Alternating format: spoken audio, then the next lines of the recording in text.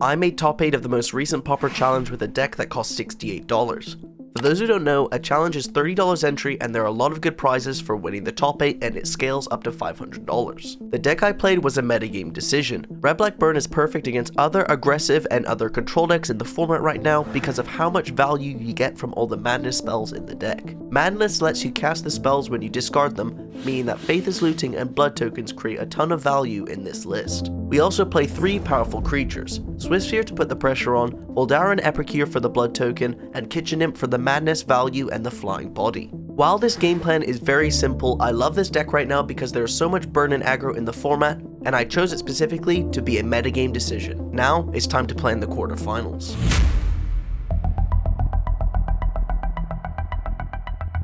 Our journey begins at the top 8. I managed to 5-1 in the Swiss portion of this tournament, and then because I did so well, I thought I should pop on the recording because I know you guys like to see this high stakes content. We managed to win the die roll and have a decent hand on the play. Our opponent keeps 7 as well, so we play a tap land and ship it back. The opponent also plays a tap land, but this one's blue and black, heavily implying that they're the Gurmag Angler Tolarian Terror self-mill deck. As they're definitely going to be a control deck, I decide to try and put as much pressure as I can on them by casting the Epicure and then a Bolt on their end step. Drawing a land, we have 2 choices. We can Faithless Looting into Fiery Temper, or we can activate the Blood token. I go with the Blood token because I want to get guaranteed value from this Fiery Temper and want to play around something like Spell Pierce, which they end up having. We end up drawing a Madness spell, slightly punished, but it's not the end of the world because that will fuel my Faithless Looting on the next turn. We attack in for 1 and pass back the turn. Control being controlled, they play another tap land and pass back. What a very riveting game. Drawing a Fiery Temper off the top is insane value because now we can Faithless Looting and guarantee discarding 2 value spells. Our Faithless Looting does resolve and we find a Kitchen Imp. I decide to discard both Black Madness spells as they're a lot harder to cast with this mana base and they're both sorcery speed.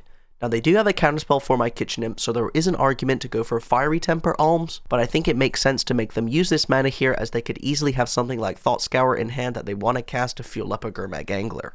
The opponent casts a bunch of cantrips and still again doesn't really do anything, all they do is kill my Epicure and pass back. We top deck a land, but it's not the end of the world because don't forget Faithless Looting is a busted magic card and it has flashback. So now we can pay 3 mana, flash it back, and at least get value from the Fiery Temper. Now something interesting here is we find Vampire's Kiss and Alms. Now it's tempting to discard Fiery Temper plus Alms and double bolt them, but I think it's actually much better here to discard the lands and use Vampire's Kiss. This drains them for 2 but also gives us 2 blood tokens, and as these 2 lands have no use for us, it's much better to get value from the blood tokens with the Alms and the Fiery Temper than to get the 2 bolts down now and not get any value from the blood tokens. It's also the same mana efficiency, so I like this line. The opponent yet again just casts cantrips and passes back the turn. This is getting funny now. The way you win quarterfinals is you get lucky as we find a Kitchen Imp off the top of the deck. We're obviously going to cast that. It does eat a counterspell, but that's totally fine because we still have a load of value left. Not only that, we find a Galvanic Blast. As we have 4 artifacts on the table, we can Galvanic Blast the face, use the blood token, and put them down super low while they're tapped out. I genuinely think that my opponent was unlucky this game because, again, they just cast a load of cantrips, do nothing, and, well, we have the bolt. Going into boarding, typically Monastery Swiftspear is good against control, however against this control deck in Pauper, they play 8 5/5s that they're trying to cast very quickly, and obviously our 1/2 haste can't attack through that, and we can't cast enough spells to make it bigger than a 5/5 in one combat step, so let's get those out, as well as the Chain Lightning is our worst burn spell, and we want to bring in the Nihil Spell Bombs and the Chainer's Edict because they can both kill or disrupt the Gurmags and Tolarian Terrors. Game 2, we have a really nice 7 on the draw, and the game starts off with the opponent casting cantrips and me casting a Vampire Epicure and a Vampire's Kiss to get blood tokens on the table. Things get interesting when they cast a removal spell and we top deck a Nihil Spell Bomb. This is a premium artifact in the matchup because their deck revolves around the graveyard, so we're going to cast it and pray that it resolves. Somehow it hits the table, so I instantly assume that the opponent has a Spell Pierce in hand as their form of interaction, and they Thought Scour themselves on the end step. I do some graveyard math and I work out that their graveyard is too beefy for me to let them go to their main phase with it, so I crack the Spell Bomb and use Galvanic Blast on their end step. Having double Madness spell, I go for looting, but they have the blue Elemental Blast, so we just land go and we're going to use our blood tokens instead for value. Yet again, my opponent does nothing, the Nihil Spell Bomb really slowed them down, and we managed to find an Epicure. It's clear that their hand is full of interaction when they blue Elemental Blast and Epicure, so again we're just going to try and get as much value as we can from these blood tokens and try to cast this Lightning Bolt when they're tapped down low. This game has a funny finish when we rip Galvanic Blast, so we play the Epicure, it resolves, and then they tap out for a Gurmag Angler on their turn. So as we have the Galvanic Blast, I use it on the end step, and we top deck a Fiery Temper, so we just use that and win. Going into the semi-finals, we're on the draw, and we lose game 1 to Affinity because they have 4 Reckoner's Bargain in the main. This is an insane combo to just sack the Mirror Enforcer to gain a ton of life and draw 2 cards, which is very good against my burn deck game 1. Now we're almost able to kill them because we have Galvanic Blast and 2 bolts in hand, but sadly because of makeshift munitions, they can sack their whole board and use a Galvanic Blast to kill me for exactly lethal. Going into boarding, we want to bring in 3 Smash to Smithereens because they're an Affinity deck, as well as Goblin Shaman because they're an Affinity deck. Quite streamlined and linear. We want to take out 2 Monastery Swiftspear and 2 Chain Lightning. These cards in general are the worst cards in the deck, and I love to trim on them as everything else is very streamlined.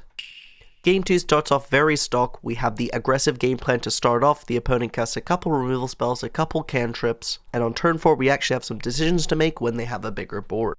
I was thinking between discarding Faithless Looting to the blood token or just casting it, and I ended up leaning towards casting it because I really want as many hits as possible for a madness spell and can use blood tokens down the line to dig deeper. We end up finding a land in a Gorilla Shaman. While Gorilla Shaman is very good against the opponent, they have a way to kill it on the board because they can just sacrifice the land that I target, and I think that just isn't very high impact, so I decide to discard both the cards that I draw.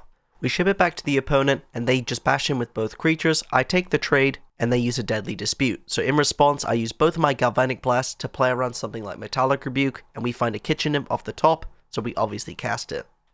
We find a land from the draw trigger, and we bash in for 2. Then we have the Lightning Bolt up, and I'm going to play the land because we do have Faithless Looting in the graveyard to flash back. I'm just praying here that they don't have Reckoner's Bargain as they bash in and have the Reckoner's Bargain. So now they're at 11, we've got to claw back and get some extra value to try and beat all this life. I decide not to bolt on the end step and just untap because that's an extra card that we can discard to Faithless Looting, and we can just use it later because we have a lot of mana. We found a Faithless Looting off the top, so we attack first, but they have the Galvanic Blast. Post-combat, just cast the Looting from the graveyard for 3 mana, and we manage to find a Fiery Temper. They do have the Hydro Blast, and they untap, cantrip a ton, and manage to tap out to put a load of threats on the board. This is the perfect opportunity to resolve all of our burn spells as we find a Galvanic Blast off the top, so let's put the opponent down to 2 life. The opponent yet again does a load of cantripping, attacks in, activates the Blood Fountain, and we find a Vampire's Kiss to win the game. Going into game 3, the opponent's on the play and mulligans to 5, leading with a tap land, so we also lead with a tap land back, hoping to get this Gorilla Shaman down. The opponent just plays a land and passes back, so I'm going to go for the Gorilla Shaman here, because if it resolves, we get to Stone Rain them. Sadly though, they have the Hydro Blast. A load of nonsense starts to take place. As they mulligan to 5, they're on a very slow draw, but we aren't able to find any Faithless Lootings on the early turn to get a ton of madness value, and when we do find the Faithless Looting, it was already too late. However, we get the opponent down super low, down to 1 life, and they managed to counter all of our spells to survive and kill me. It was a really sad game 3, happens sometimes in the semi-finals. If we just didn't whiff as many draw steps as we whiffed, or if they just had a slower hand, we would have crushed them. However, as we did make it to the semi-finals, we made 50 treasure chest boosters, and for you gambling degens, yes, I opened them all. And now because there's so many cards here, and you probably don't want to do the maths, all of these cards sold for just about 200 tickets, and I sold that for $200 on my PayPal, thanks to the sponsor, Mana Traders. As always, if you did enjoy this video, don't forget to like and subscribe, and check out this video because YouTube thinks you'll like it. There'll be more content coming soon.